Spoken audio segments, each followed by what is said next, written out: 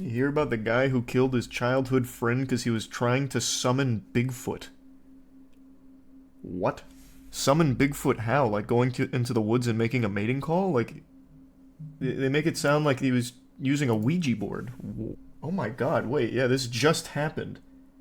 Like, it actually just got posted, at least on this source, a couple hours ago. Were you there?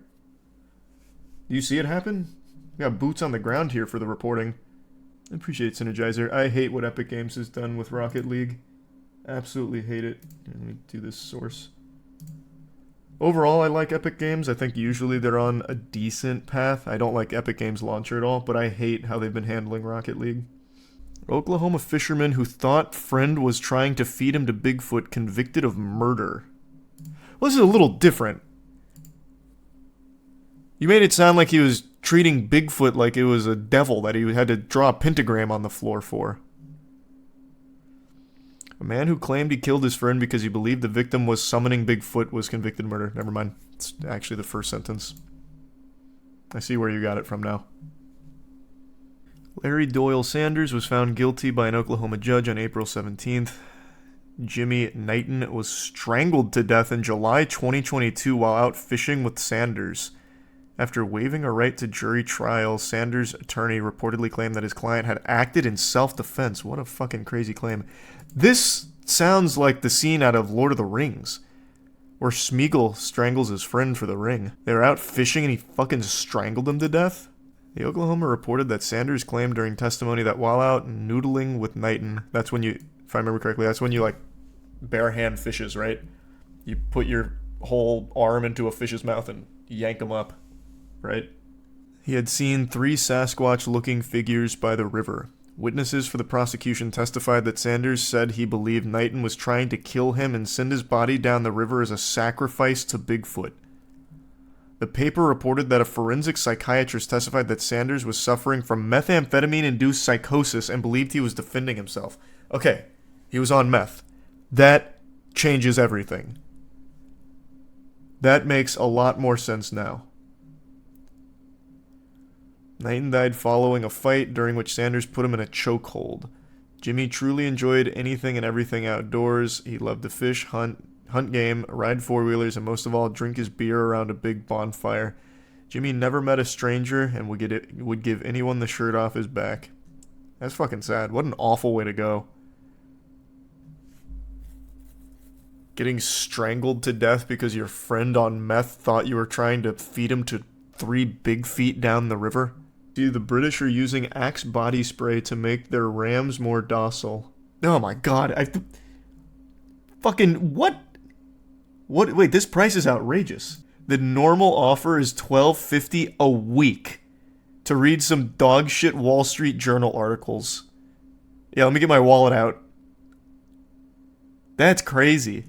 You've got some fucking chutzpah. $12.50 a week to read some articles? Is it still popular? I doubt it. Axe had such a bad reputation. Axe used to be extremely popular, but it got such a bad reputation and became synonymous with loser that I think most people just dropped it. Did it make a comeback? Maybe it might be popular overseas. I mean, this is Lynx, so it's not Axe per se, so maybe it's more popular there. I feel like you could probably it's probably not anything specific with the Axe body spray. You could probably just use any kind of antiperspirant, right? Why would it be, unless they have some kind of formula in there where it's like catnip for sheep or something? Like, I don't see why that would work. Is it toxic for them? I don't know. It doesn't seem toxic. I mean, it almost looks like they get high off it. Chanel number 5. But what we use it for is to help mother on orphan lambs. The boys have their own scent, and that's the problem. The rams I appreciate it, Jay. up the testosterone, and and they fight. It's their natural instinct. So, and often that can make their heads bleed. Occasionally, if it's really bad, you might find one that's been killed. But blood on their heads often attracts flies, and they can get fly struck.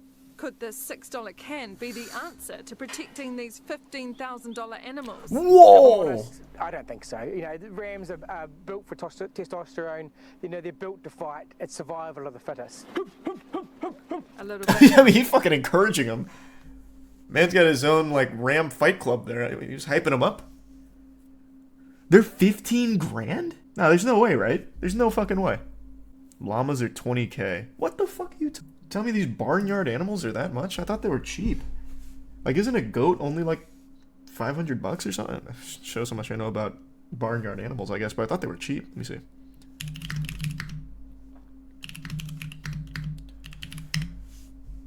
Thanks, Resub Jolly. Time splitters isn't a bad idea. Maybe I will. This just brought up trucks. I just typed in how much to buy a Ram like an idiot, and I just got a bunch of trucks. Looks about 2,500 is one of the offers here. This guy breeds Rams as a source of income. He averages $450 for breeding Rams. He says, I don't do pedigree. And it doesn't sound like it was an attempt. Stabbed Sydney Bishop Mari Emanuel forgives attacker. You are my son, I love you. Emanuel who was slashed in the head and chest during the attack.